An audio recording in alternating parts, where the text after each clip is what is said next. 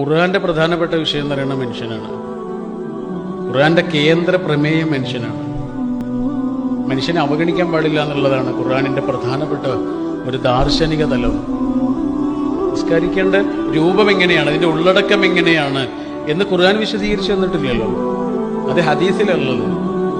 എന്നാൽ അതേ ഖുർആനില് കണ്ണ് കാണാത്തൊരു മനുഷ്യനിങ്ങനെ വന്നപ്പോ പ്രവാചക തിരുമേനിയുടെ നെറ്റിയൊന്ന് ചൊളിഞ്ഞതിന്റെ പേരില് 10 ആയത്തുണ്ട് ഖുർആനിൽ. ബിസ്മില്ലാഹിർ റഹ്മാനിർ റഹീം.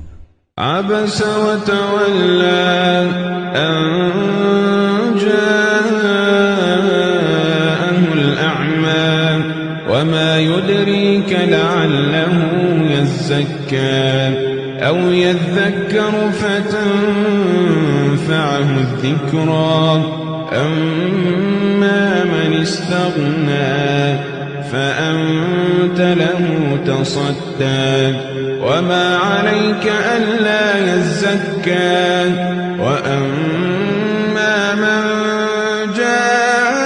جاءك يسعى وهو يخشى فأنت عنه تلهى كلا إنها تذكرة فمن شاء ذكره